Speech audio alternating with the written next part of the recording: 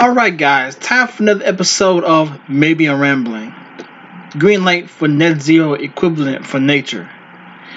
The government has promised to halt the decline of nature as part of a renewed drive to improve the environment. More trees are to be planted, the sale of peat will be banned, and new targets will be set to return species such as wildcats and beavers to the countryside.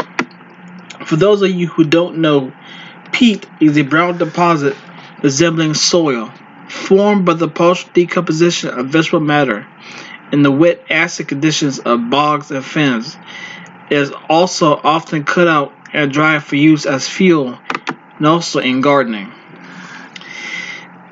The measures include a legally binding 2030 target to address wildlife loss. Environment Secretary George Eustace described the move as a huge step forward.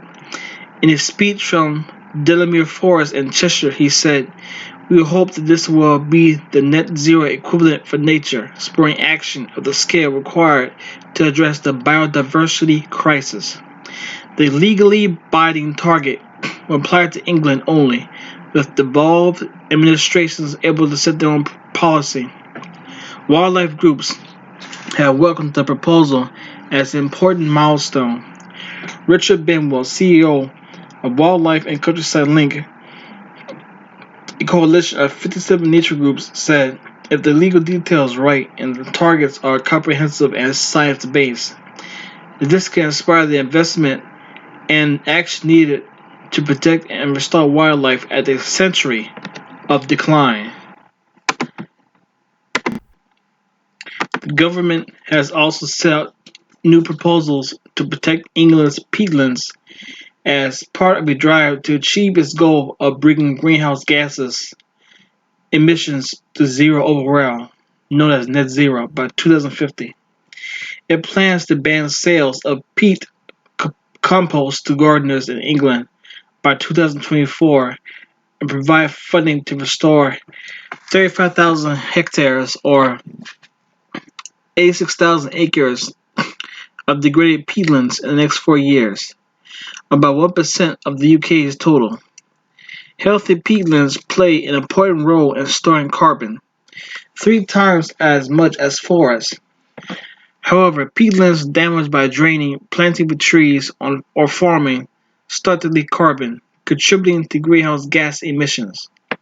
Only a fifth of the UK's 2.6 million hectares, or 6.4 million acres, of peat are in good condition. Estimates suggest the habitat, which ranges from upland moors to rich agricultural lowland, could give as much as 23 million tons of carbon emissions a year. The Wildlife Trust Chief Executive Craig Bennett said the government's initial target to restore 35,000 hectares of peatland was disappointing and called for a commitment to restore all upland peatland and at least a quarter of lowland peat. He said, "It's essential that we stop nature's decline and restore 30% of land and sea by 2030. Doing so will help wildlife fight back and enable riparian habitats to store carbon once more."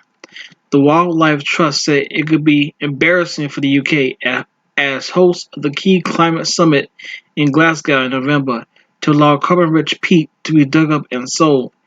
Peatland is so important for carbon sequestration and for wildlife, and currently we're wrapping it up in plastic and selling it in garden centers, said Elliot Chapman-Jones.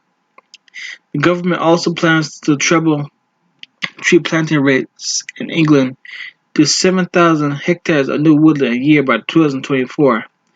There will also be funding to provide incentives for landowners and farmers to plant and manage trees. At least 2 community forests will be created. The plan to treble tree planting rates in England by 2024 sounds like an awful lot, but it's starting from a very low level. We've looked at previous tree planting pledges made by various parties at the last general election. Tree planting is a devolved issue, so there are different policies across the UK. At least 3 community forests will be created as part of the New England Trees Action Plan, but the government's UK-wide goal is for 30,000 hectares of trees to be planted annually by 2024. That means most of the planting will still be of non-native trees on commercial conifer plantations in Scotland, which deliver fewer benefits for wildlife and biodiversity. The government hopes to increase tree cover from 10% to 12% of total land area in England, and the aim is to increase UK-wide figure to 17% by 2050 to help the country reach net zero carbon emissions.